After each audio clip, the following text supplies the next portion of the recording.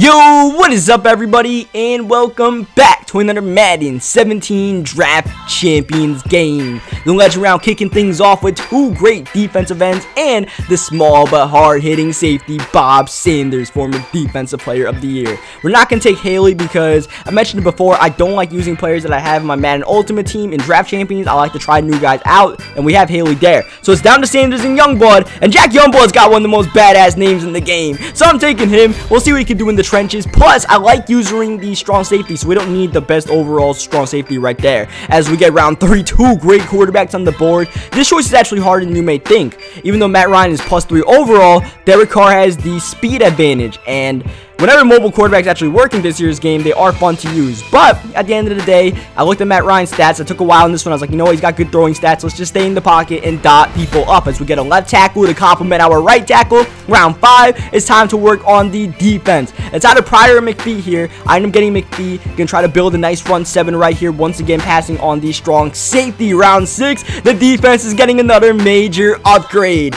I really like Fletcher Cox's card this year, but it's gonna be down to Derek Johnson to lead the middle of the field on the defensive side, or Trumaine Johnson. I remember though, the last time we played Draft Champions, I didn't even get a single cornerback in the draft. We ran a really bad secondary, and it definitely cost us in that game, giving up a lot of big passing plays that we should have never given up. So we take Johnson, hoping to solidify that as we go to round 9. We already have a quarterback, so Mariota's off the board. So it's between Mathis and Mike Evans.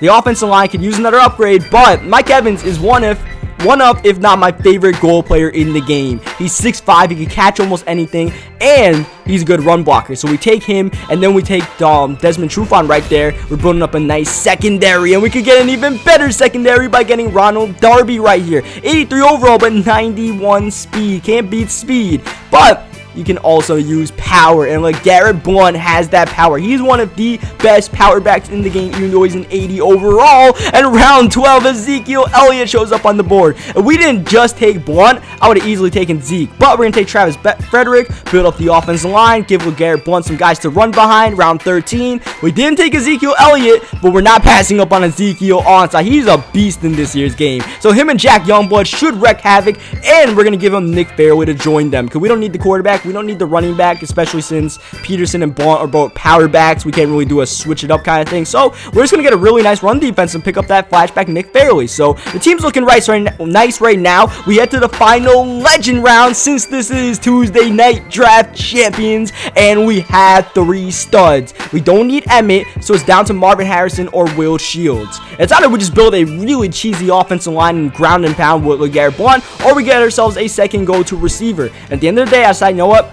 Let's get Marvin Harrison. I like having at least 2 good receivers in Draft Champions, and Mike Evans and Marvin Harrison definitely qualify as 2 good ones. Our offensive line is looking good enough. We could, we could go without having 2 guards. We have a center and 2 good tackles. Hopefully we can run the ball well, as my opponent starts off the game with some shovel option. He's got a Matt Ryan of his own, and he's got Emmitt Smith, the guy we passed in our final legend round, and he's going nowhere on that run, bringing up a 3rd down early on with Matt Ryan looking, and it's swatted away. We have a nice defense, and they're playing nice so far, bringing up a 4th down at his own 25-yard line, going for it and not getting it. Ball was probably a little bit too high for Emmanuel Sanders right there, as we throw up a high one to Mike Evans, or else he might have been able to come down with his 2nd down. We run the ball with Blount. Definitely want to establish the ground game, try to come out some, fullback, running back formations. As 3rd down, we get sacked by Anthony Barr, and we settle for the field goal attempt. That is no good, off the upright, or underneath the upright, I should say, just doinked off. All we needed was maybe half a yard as we fall down trying to use it route right there.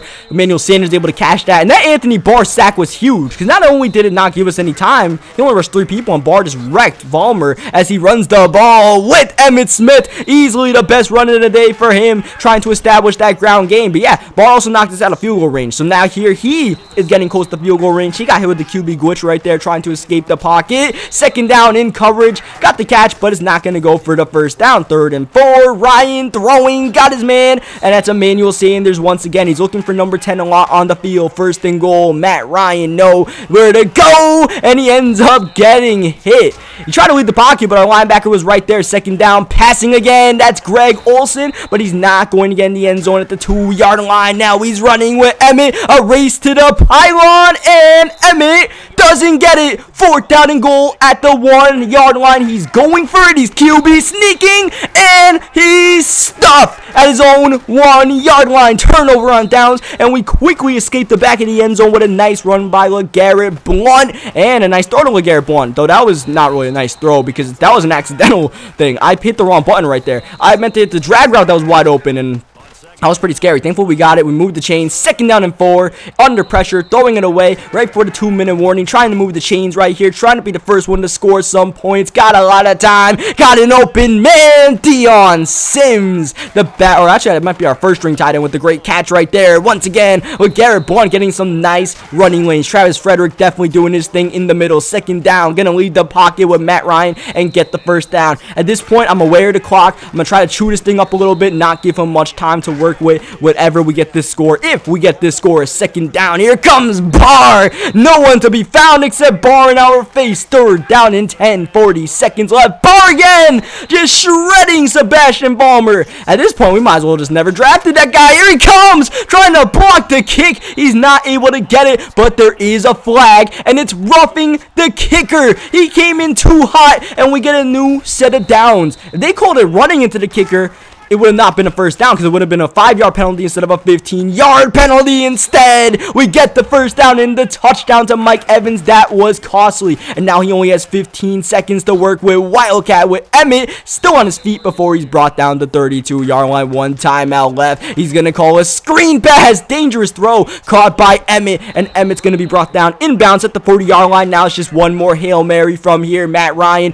under pressure a little bit, steps up, throws, and it's swatted away. We go into halftime with a 7-point lead, and we're gonna get the ball to start things off. Running the ball outside with LeGarrette Blount. Look at him go. The big guy's got some wheels. Bo breaking a tackle, still on his feet, and to the 28-yard line, winning the tackle battle right there. And why not go back to big number 29? 8 rushes for 78, looking good so far. Now we switch it up with the passing game, and Mike Evans, like I said, he's just a big, reliable target. We're at the goal line, running it with Blount, going nowhere. He's looking for a goal line stand of his own. We're looking for Evans, but Matt Ryan overthrows that one by a mile. 3rd down, fullback dive, gets stuffed, and on 4th and goal, we're gonna do the smart thing here, take our field goal, get a 2-possession lead, or we can run the fake, and it's a touchdown. The tight end run not only scores, but forces the rage quit. He is in shock. He doesn't want any more of us after what just happened. 2 big goal line sequences. The stuff on 4th down, the QB sneak, and the fake with the run get us the victory, along with that roughing the passer penalty